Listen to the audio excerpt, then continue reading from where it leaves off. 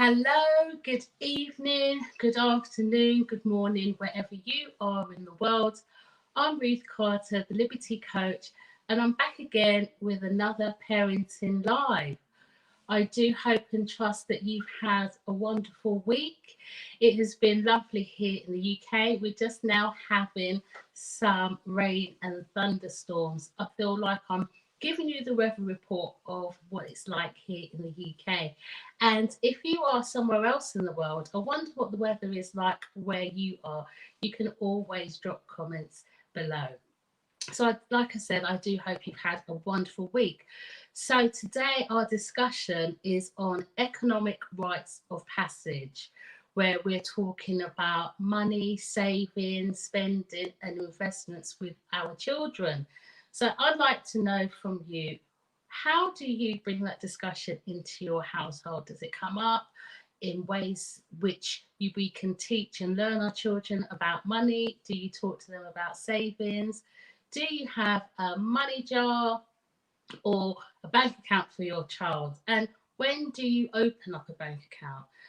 Some people have opened up their accounts from the moment their children are born or in the early weeks, like I did when I had my daughter initially.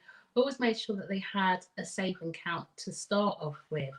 So always feel free to leave your comments in regards to our discussion about economic rites of passage. Let me know how you've managed to do that within your household, because this is an opportunity where we can learn and share and develop. As with every week, when we do the parenting course of the Strengthening Families, Strengthening Communities parenting program, we as the practitioners read out the material for the parents. For myself and Michelle, many of our parents have come from different ethnic backgrounds, and therefore, in terms of Britishness, we are encouraged to read everything in English, but the Race Equality Foundation do have parenting manuals which are in a variety of different languages. So without further ado, I will read what the topic is today, go through the steps, look at some of the activities that you could do with your children, which I'm sure you're doing them anyway. So let's begin. So I have the manual here and I'll start to read. We need to teach our children that to a community, money is like blood is to the body. If we let the money flow out of the community, we will have poor schools, poor housing, and poor living conditions. Just as our organs would stop working if the blood were to flow out of our body.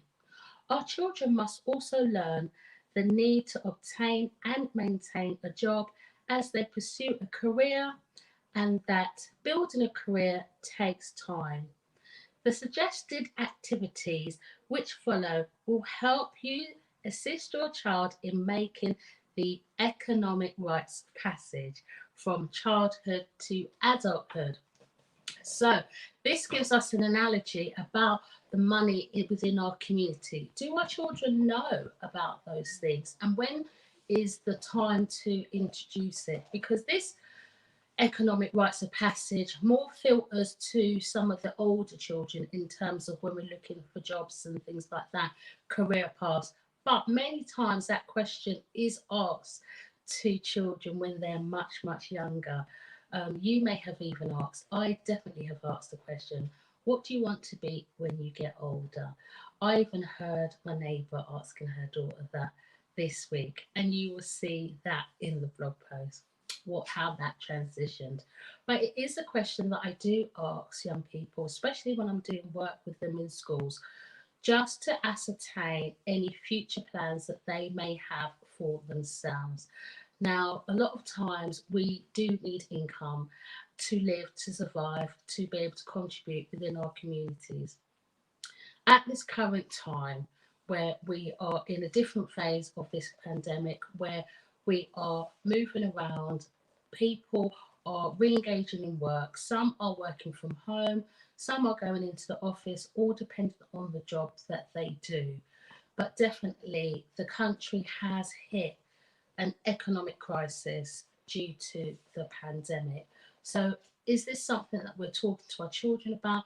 Has your home been affected where someone may be laid off, on furlough, reduced, low income for a long period of time, because we're going in 4 or 5 months now?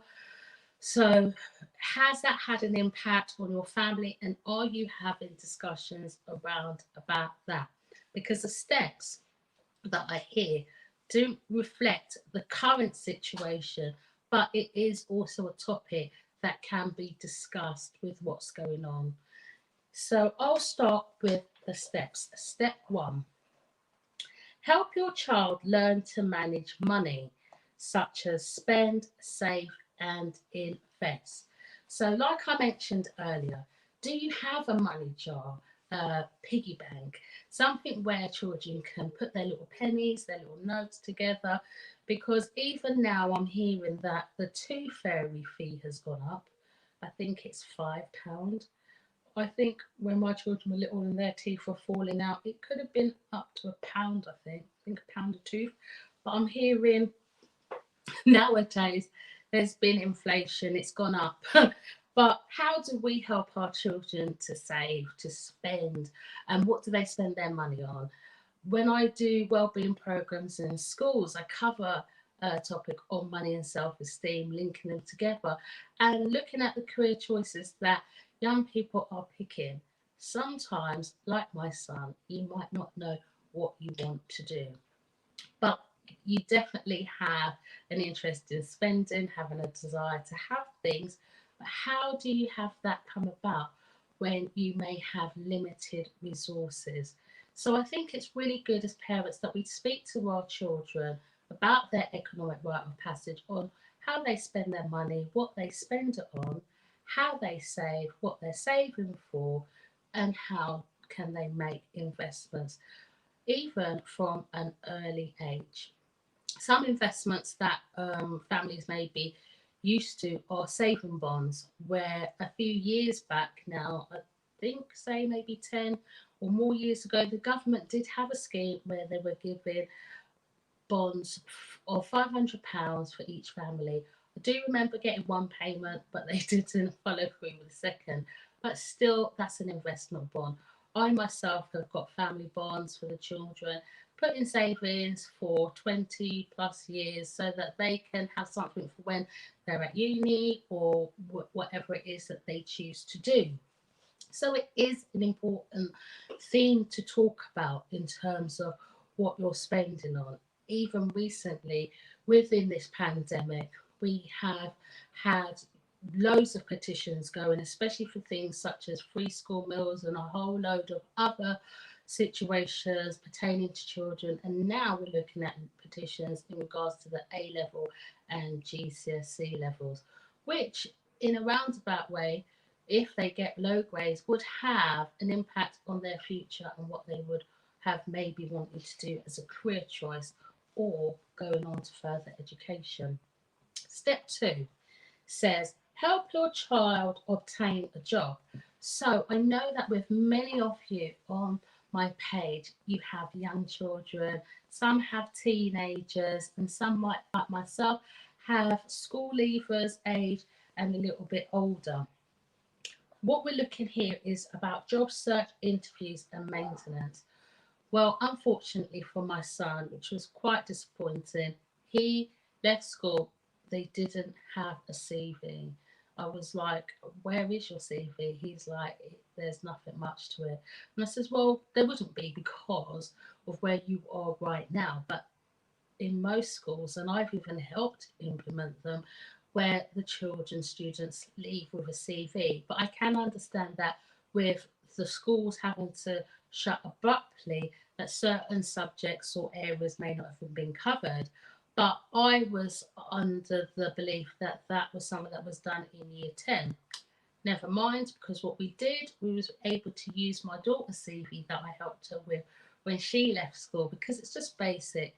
It's just a bit about your profile, education, and he's waiting for his grades next week, and work experience and any other courses or experience that he may have undertaken.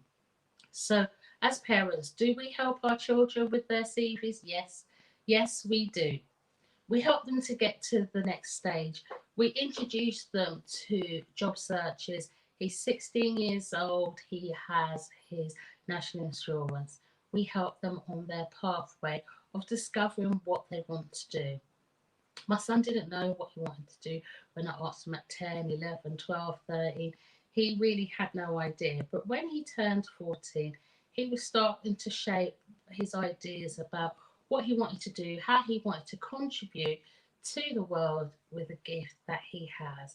And he has chosen the field of construction, which I'm very happy about because there are always buildings being built and there's always need for electricians. So in our job search now, he's looking for work on obtaining his free CSCS card and looking to become a labourer as a starting point for when he goes into college to conduct level 1 to 3 in electrician. So once we start having the discussions with our children in regards to economic rites of passage, there is definitely a link between our academic performance and progress and what we want to be doing as our career. Have we picked the right subjects?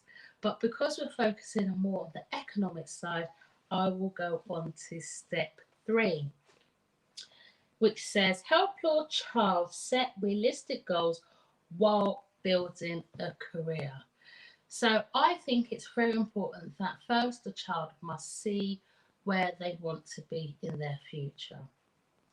I've heard children say that they don't know what they want to be, and I'm talking about teenagers really. They don't know what they want to be yet, and or they haven't sat down and thought what they want to do. Some of them have told me clearly that they haven't had to think of it because they're going to be working in the family business of which they're currently doing now, which is great. So they're learning a skill and a trade and industry within the family business, something that they have, I'm sure, been told that they're going to take on in order to give me the response that they did. And with that in mind, at least then they can see a future within how something works within their family, which would give them an income. But I always say, what is it that you really want to do? Because sometimes it may not be running the family business and it could be something else, which it doesn't stop you from learning or developing other skills. And there's only 4 this week as steps, so it's very, very short, which says help your child develop a business for economic self sufficiency. So, as parents, I do believe it's our duty to help our children to formulate how they will become self sufficient, how they will become able to live independently by paying their bills, whether it's their mortgage or their rent, how they're going to pay their water rates. Even the other day, I heard a dad complaining to his son, kind of saying, I'm not made of money. And sometimes that may seem, well, when they see the perspective of having a place to stay, nice car to drive, there may be that idea that there is money fluid. Many parents feel like they're banks, and we're not. But we have had the ability to have an income, save our money for those rainy days, and it has been raining for the last 5 months. But at least if they can see that we're being self sufficient, able to pay things, that the light is always on, there's heat around, there's food around. That's how we become self sufficient with what we have. And do you want more? Of course, everyone wants more. So, what we do, we may take on a second income, we may start investing in other things, maybe such as properties or even in foreign exchange markets or digital currencies such as bitcoins. There's so many different ways and avenues. And especially with the change that is happening, a lot of things have become virtual. Even myself, I'm not in the classroom, I'm right behind this camera talking directly to you. And that's because things have changed. Do we have that conversation with our children about the changes that have occurred? Absolutely, absolutely. Because is the career choice that they have chosen going to be viable for the coming future? Now, with my daughter who's currently at university, she is such an entrepreneur. She is making her investments, she does trading, and she also sells hair and lashes whilst being a student. Her goal, her desire, she says to me, is that she wants to pay off her student loans, her tuition fees by the time she's finished university. Because debt does come up, especially when going on into further education. Do we save up our money to help and support our children through that time? Absolutely, of course we do, because we want to help them along their journey. We don't want our children to be taken on any further debt or getting themselves into financial difficulties. Our aim and desire is to help them along that journey by first showing them the way, and two, helping them to make good decisions. And once you know that they are viable and they're making good choices, you get to see the spending habits, the saving habits, and the investment habits from your children by what you're doing. In fact, even it was my daughter that helped me go on to learning about Forex and about Bitcoin and things like that because I didn't want to learn.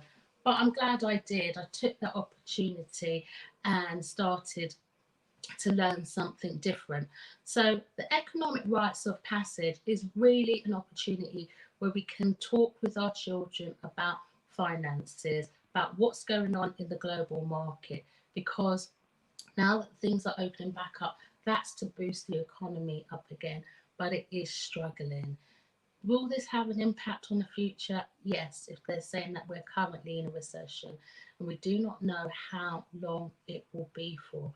But do we lose hope? No, we don't. We don't lose hope because we all have a future and it's now. Sometimes it's about the things that we choose to do today that will bring about our future.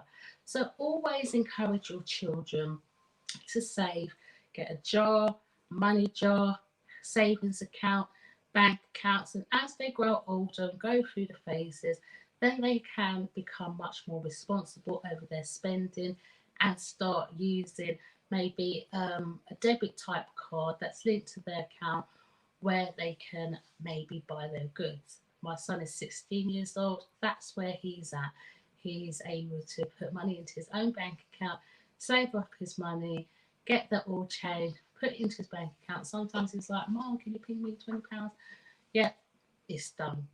So we need to help our children with how to handle money, manage money, and where to put their money.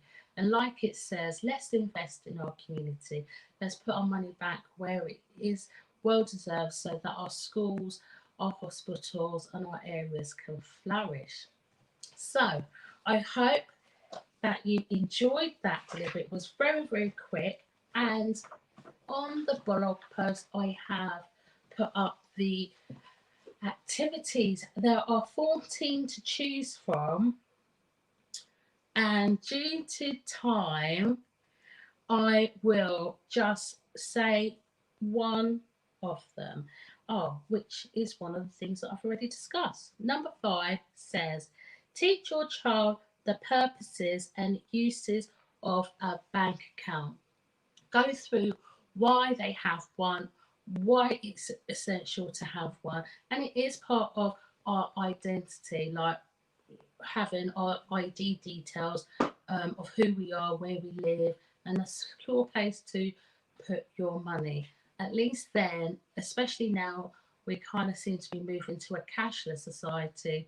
Especially with my son, he has a card that he can use to pay for goods. He's more on ordering things online. Sometimes I see little parcels and I'll be like, oh, what did you order?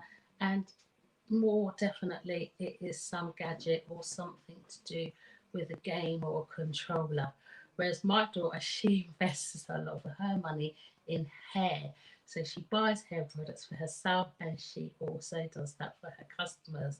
That is a very high end market that not even I am going to get too invested in. But all this long hair that you see going around, yeah, it's money. But I'm glad that she's enjoying it and she's able to make her customers happy. So I do think that helping and talking to our children about creating an entrepreneurship way of living is good, because then they will become self-sufficient. They will be able to have income streams, not just a job or a career, but able to make other people's lives more helpful. So, with that in mind, if you have any questions, you are always welcome to leave them here on Facebook or on YouTube, on Instagram and Twitter when it is posted later on. I really do appreciate the time that you allow me to come into your homes and have these discussions with you, whether it's on your mobile device or your desktop. I'm just grateful for that opportunity. I do wish you all well, and I know that now is a very, very challenging time, especially when it's coming to economics. There are, like I said, redundancies, lower wages, and things have been very, very tight. But do keep hope alive that you have a gift that you can turn into a business, or you may be able to contribute to somebody else's business and really be able to reap the rewards, not just of money, but of value of what you give. So I just want to thank you all once again for listening and tuning in. And I just like to say thank you to Parry for her lovely comment. I'm glad that you've got something from it, and thank you for always supporting. It is very, very much appreciated. And on that note, I'm going to end it. I hope you have a lovely, lovely weekend and that you have something nice planned. I will be spending time with my daughter and my son this weekend and catching up with family and continuing to write and complete my parents' story for the Windrush project, which I'm so, so, so happy about. Anyway, have a great weekend. Take care and God bless.